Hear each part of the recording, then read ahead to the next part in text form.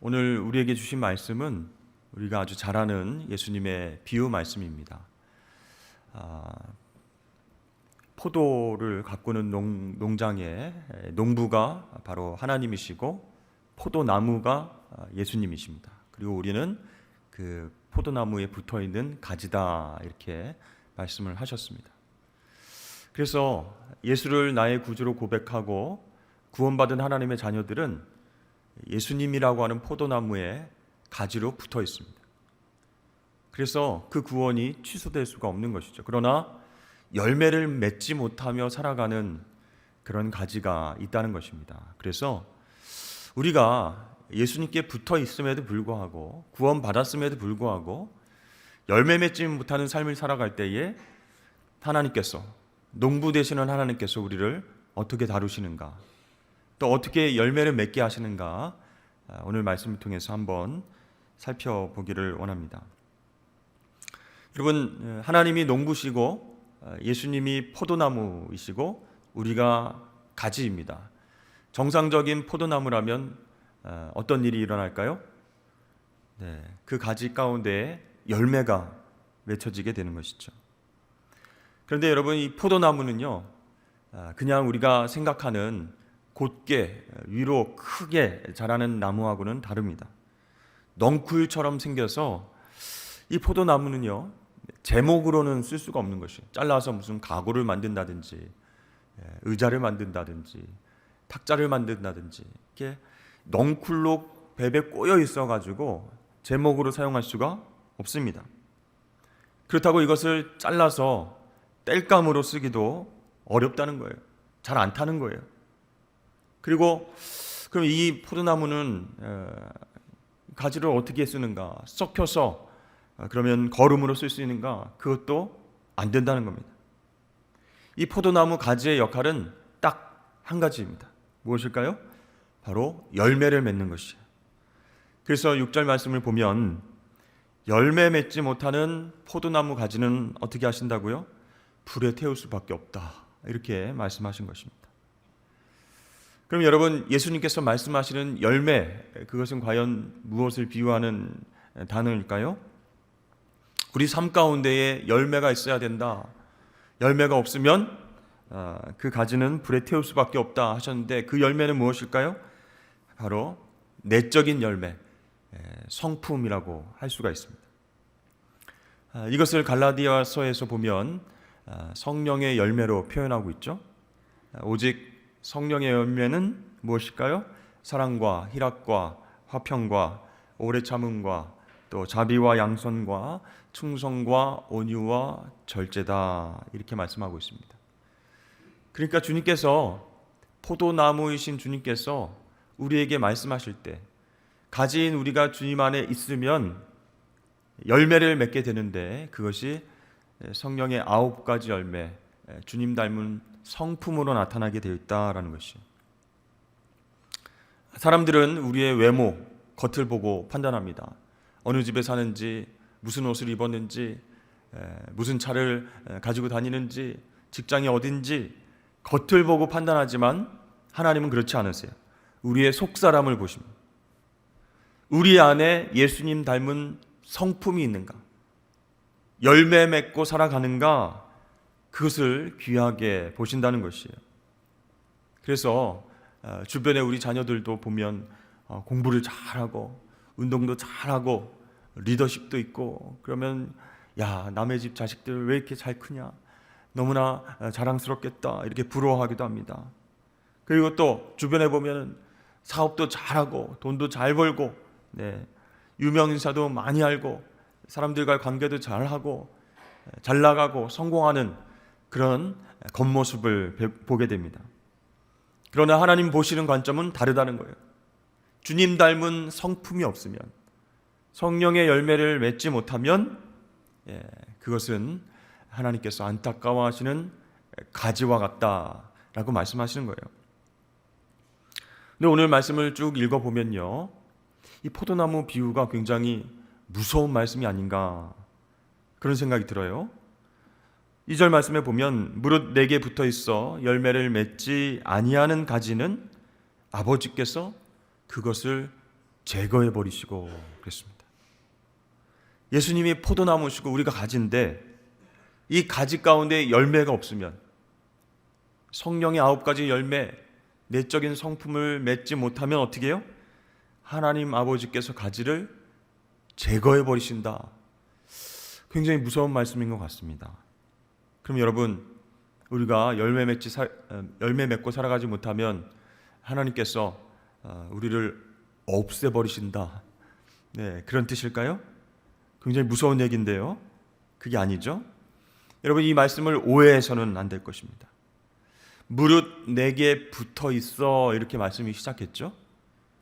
그러니까 내게 붙어 있는 가지라고 하는 것은요, 영어 성경에 보니까 in me 이렇게 되어 있어요. 그러니까 예수님 안에 있다라는 것이에요. 그것은 이미 구원받은 성도다, 구원받은 하나님의 자녀다, 그런 뜻이에요.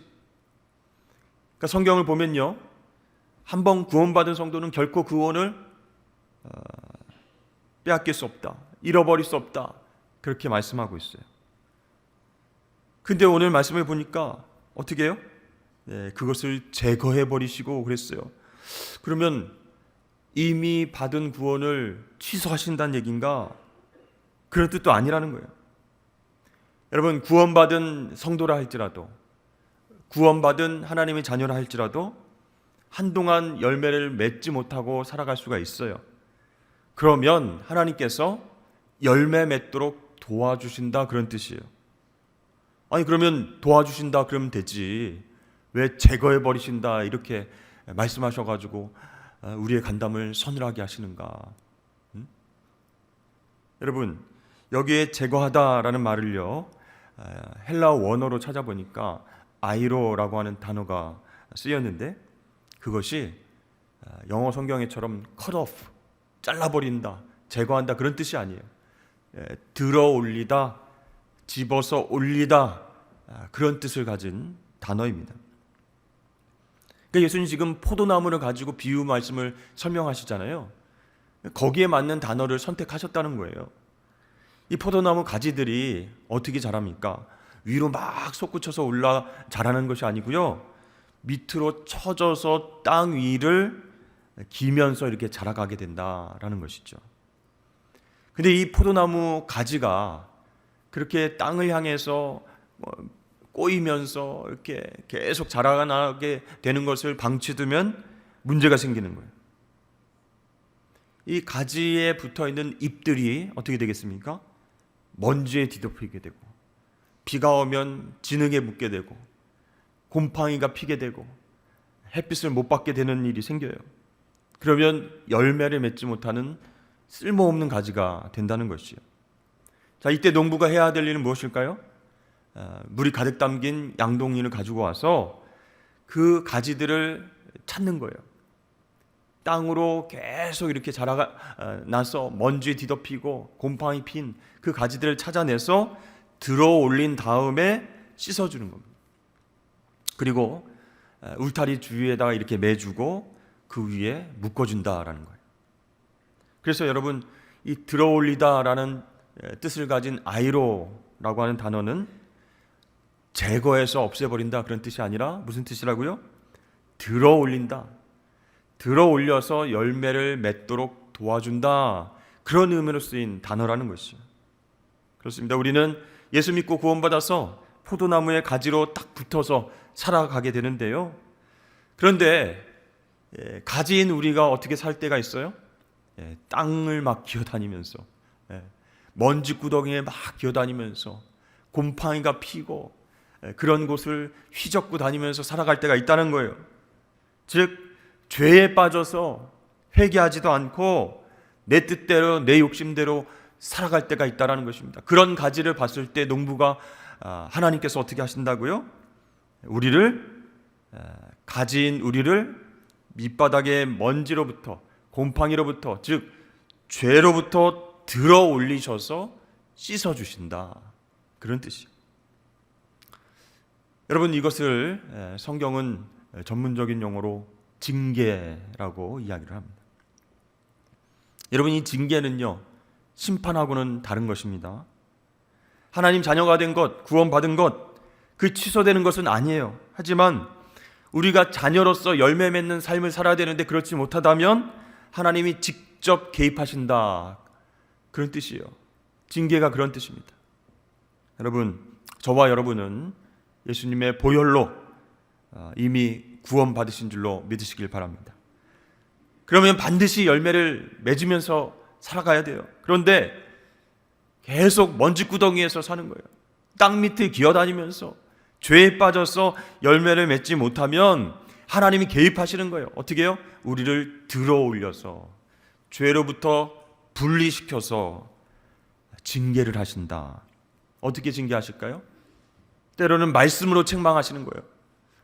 정말 이 가슴이 뜨끔해질 정도로, 머리에서부터 발끝까지 전기가 올 정도로 말씀으로 책망을 하실 때도 있어요. 근데 그때 회개하고 돌이키면 되는데 그때도 못 알아들으면 어떻게 할까요? 하나님이 고통과 시험을 허락하실 때도 있다라는 것이에요. 우리 집 아이들도 어렸을 때 이제 자아가 막 생기고, 그렇죠? 엄마 아빠 말 안 듣고 자기 뜻대로 고집 피우고 그럴 때가 있지 않습니까? 미운 6살, 7살 되면요, 아이고 말이 안 들어요. 그러면은 엄마 아빠인 우리 부모가 어떻게 합니까? 심판을 합니까? 잘라냅니까? 지금 나가. 너 이제부터 우리 아들 딸 아니야. 옆집에 가서 살든지 고아원으로 가든지 가. 심판하지 않죠? 어떻게 하죠? 징계를 합니다. 그래서 우리 아이들 징계하는 방법이 여러 가지가 있을 수 있죠. 저쪽에 구석에 있는 생각하는 의자에 앉아 있어. 싫어요, 싫어요. 가, 빨리. 막 안 가고 있으면 더 이제 징계 수위가 높아집니다. 너 거기 생각하는 의자에 앉아서 손 들고 있어. 막 울면서 막 그대로 하는 거예요. 또 좋아하는 것을 딱 멈추기도 합니다. 오늘 사탕이나 초콜릿 없어. 간식 없어. 그러면 좋아하는 것 안 준다고, 간식 안 준다고 막 울면서 엄마 아빠를 껴안으려고 시도를 합니다. 어떻게든 접촉을 해가지고 애교를 피워가지고 용서를 받아야지. 안 돼, 이렇게 끊는 거죠. 그래서 아이들이 반성한 후에, 진짜 뉘우친 후에야 이제 우리 아이들을 안아주고 다시 그렇게 하면 안 돼 라고 훈계를 하게 되는 것이죠. 왜 그렇게 할까요? 그렇게 할 때 우리 부모의 마음도 좀 아픕니다. 울면서 안아달라고 그러면 마음이 약해지잖아요. 할아버지 할머니들은 다 받아줍니다. 그러면 부모된 입장에서 안 돼요, 이렇게 끊을 수도 있는 거예요. 왜 이렇게 할까요? 여러분, 부모들이 자녀를 사랑하기 때문에. 똑같은 죄와 똑같은 실수 지으면서 바르게 성장하지 못할까 봐 이 부모로서 마음이 아프지만 징계를 하는 것입니다. 신명기 8장 5절 말씀에 너는 사람이 그 아들을 징계함 같이 내 하나님 여호와께서 너를 징계하시는 줄 마음에 생각하고, 이렇게 말씀합니다. 하나님은 우리를 사랑하신다는 거예요. 그래서 열매 없는 우리의 모습을 보시고 안타까워 하시는 거예요. 죄에 빠져서 흔들리는 모습 보시고 정말 먼지구덩이에서 곰팡이가 피고 썩어져가는 그런 삶을 사는 것을 보시고 안타까워하면서 부모의 마음으로 징계하실 때가 있다라는 거예요. 하지만 여기서 하나님을 오해해서는 안 됩니다. 하나님 나를 싫어하시는구나, 하나님 분노에 휩싸여서 당신의 마음대로 우리를 치시는구나, 이렇게 생각하면 안 된다는 거예요. 여러분, 자녀된 우리가 죄에서부터 멀어지게 하시려고, 열매 맺는 삶을 살게 하시려고 그렇게 우리를 들어올리실 때가 있는 거예요. 징계하실 때가 있습니다.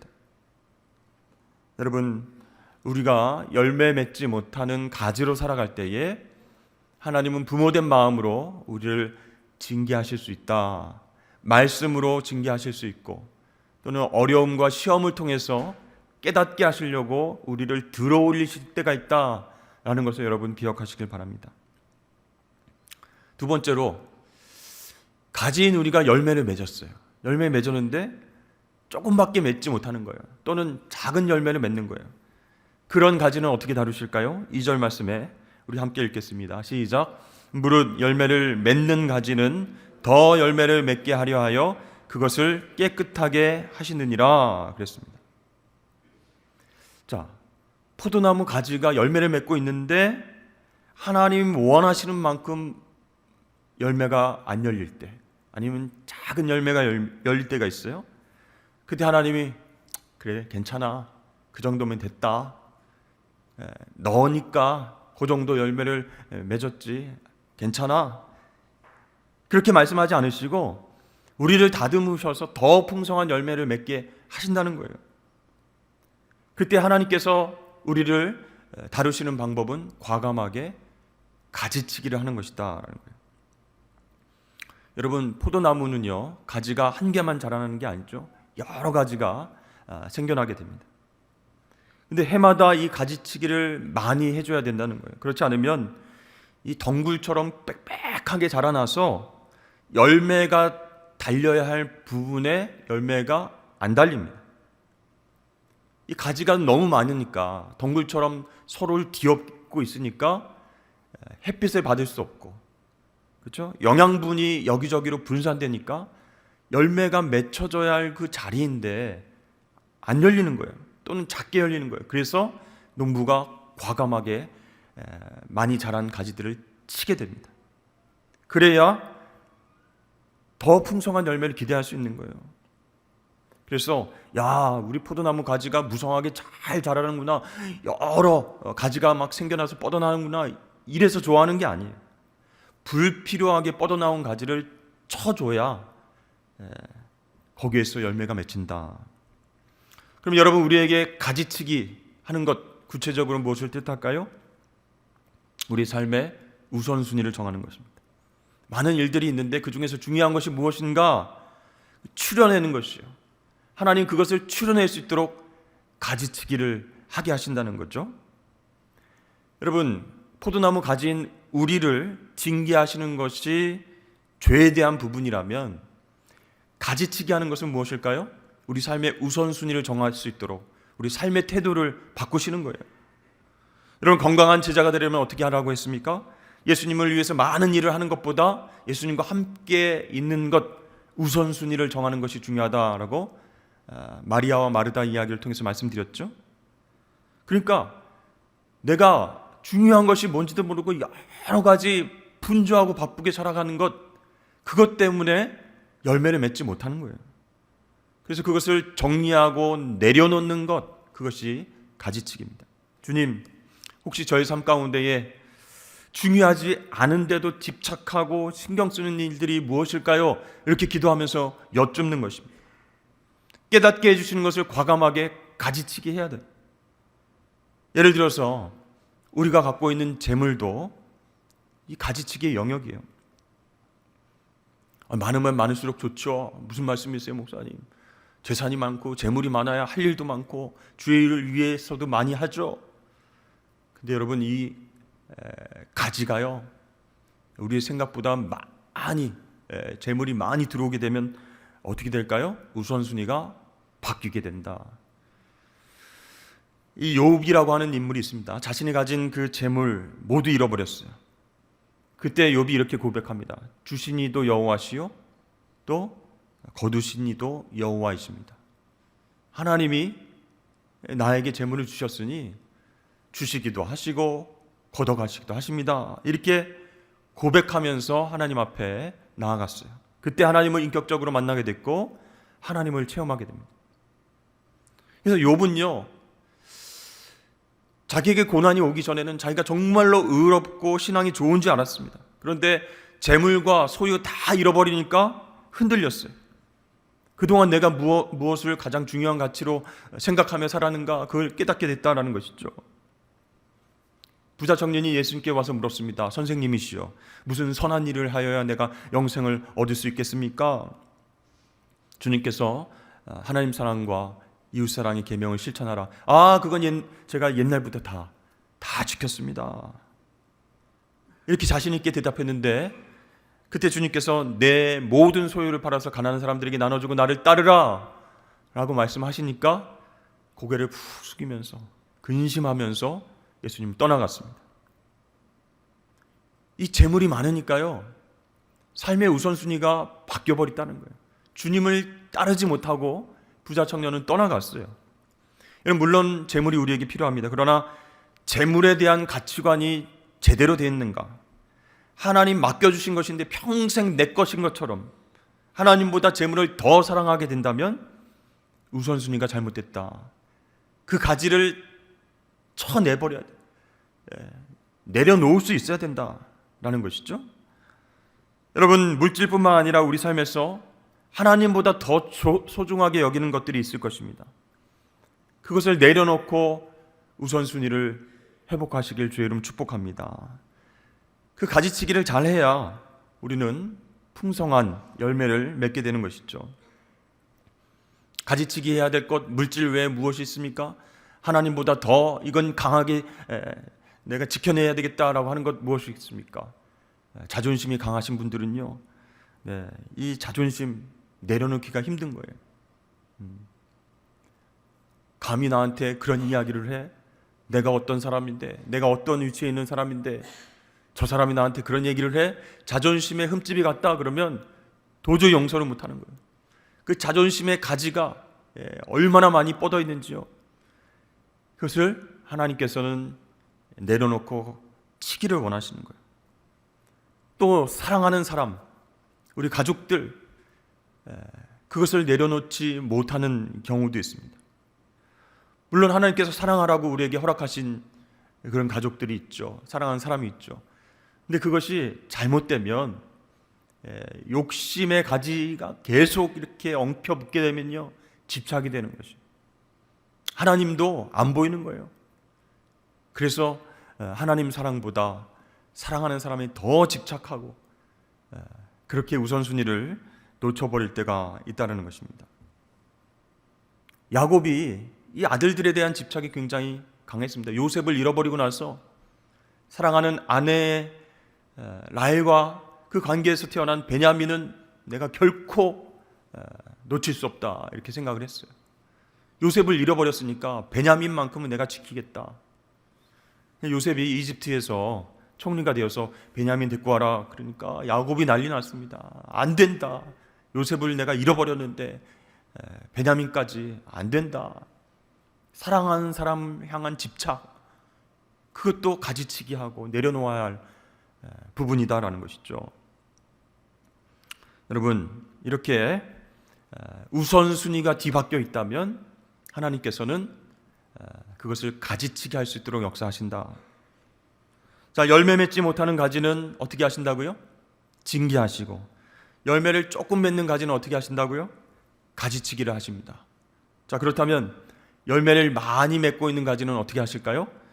오늘 5절 말씀해 보니까 나는 포도나무요 너희는 가지라. 그가 내 안에 내가 그 안에 거하면 사람이 열매를 많이 맺나니 나를 떠나서는 너희가 아무것도 할 수 없음이라. 아니, 열매를 많이 맺고 있는데 그게 문제가 될 수 있을까요? 아니, 하나님 기뻐하시는 열매를 맺고 그렇게 하나님 영광을 위해서 살아가는 사람인데, 신앙 좋은 사람인데 무슨 말씀이세요? 하나님께서 징계하시는 것이나 하나님께서 가지치기 하시는 것은 이해가 될 수 있는데 열매를 많이 맺고 있는데 그 가지도 다루신다고요? 어떻게 해요? 주님 안에 있도록 그렇게 역사하신다라는 거예요. 사실 여러분, 우리 주변에 열매를 많이 맺고 칭찬받는 사람들이 있습니다. 근데요, 그분들 가운데서도 어려움이 생길 수 있어요. 감사가 없어지고 만족함이 없어집니다. 매번 칭찬도 듣고 열매를 많이 맺어서 성과도 있는데 영적으로 매너리즘에 빠지게 되는 거예요. 지치게 되는 거예요. 내가 왜 이 일을 또 하고 있던가. 당연히 받는 칭찬이고 하나님께서 나를 축복하셔서 이런 열매들을 맺고 있는데 하면서 지치고 감사가 없고 기쁨이 없고 만족이 없는 상태가 될 수 있다는 거예요. 그때 필요한 처방이 무엇입니까? 오늘 비유를 통해서 말씀하시는 것이 예수님 안에 거하는 것이다. 주님께서는 내 안에 거하라, 그러면 나도 너희 안에 거하리라, 이렇게 반복해서 계속 말씀하고 계세요. 여러분, 그렇다면 예수님 안에 거하는 것 무슨 뜻일까요? 그거는요, 포도나무에 붙어있는 가지인 우리가 필요할 때만, 급할 때만 예수님 찾는 게 아니라는 거예요.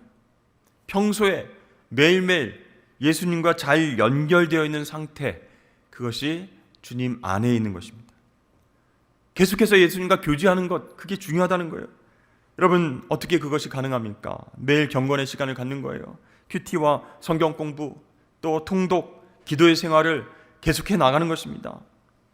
여러분, 하나님 말씀을 읽는 것은요, 말씀이신 예수님 안에 푹 잠긴다 그런 뜻이에요. 그분과 함께 교제한다는 것이에요. 그러면 우리가 기도한 그 기도의 내용대로 하나님 응답하여 주십니다. 오늘 7절 말씀을 보시면 너희가 내 안에 거하고 내 말이 너희 안에 거하면 어떻게 해요? 무엇이든지 원하는 대로 구하라. 그리하면 이루리라. 우리가 주님과의 깊은 교제 가운데 있으면, 주님 안에 거하면, 말씀과 기도 가운데 그분과 깊이 교제하면 구하는 대로 얻게 될 것이다 라고 말씀하고 있습니다. 여러분, 요즘 핸드폰하고 스피커 어떻게 연결하십니까? 줄로 연결 안 하죠? 프린터와 PC, 컴퓨터가 있어요. 어떻게 연결합니까? 줄 없이. 스마트폰과 또 스마트워치 뭘로 연결합니까? 줄로 연결 안 하죠. 블루투스로 연결이 되는 거예요. 손으로 직접 하지 않아도 동기화돼서 클릭하고 터치만 하면 반응하게 됩니다. 마찬가지로 예수님 안에 우리가 거하면, 그분의 말씀 묵상하고 순종하면, 또 기도하면서 깊이 교제하면 어떻게 될까요? 예수님과 우리가 동기화가 되는 거예요. 주님의 마음과 우리의 마음이 통하게 되는 거예요. 그래서 주님이 내 안에 계시고 내가 주님 안에 있다라는 것을 경험하면서 움직이게 되는 것이, 행동하게 되는 것이 가능하게 됩니다. 그것이 기도 응답이고 그것이 열매 맺는 삶인 줄로 여러분 믿으시길 바랍니다. 여러분, 이렇게 예수님 안에 거하는 사람은요, 자기 힘으로 자기 지혜로 일을 하려고 하지 않습니다. 항상 기도하면서 주님의 뜻을 분별하려고 노력합니다. 그러니까 무슨 일을 시키거나 무슨 일을 할 때도 짜증내거나 화를 내거나 왜 이렇게 합니까? 저렇게 합니까? 이렇게 하지 않고 감사하면서 여유 있게 하는 것이죠. 사랑하는 성도 여러분, 포도나무이신 예수님 안에 거하시기를 주의 이름 축복합니다. 그럴 때만이 우리는 열매 맺는 삶을 살 수 있어요. 성령의 9가지 열매를 주렁주렁 맺히면서 그렇게 하나님 기뻐하시는 삶을 살아가실 수가 있습니다. 여러분, 예수님 안에 거하는 것 무엇일까요? 우리가 왜 또 기도에 참석하고 또 성경 통독을 하고 말씀을 읽고 그렇게 나아가자라고 권면하는 것일까요? 예수님 안에 있기 위해서, 그분과 깊이 교제하기 위해서입니다. 그렇게 예수님 안에서 많은 열매를 맺고 승리하는 한 해를 보내시길 주의 이름으로 축복합니다.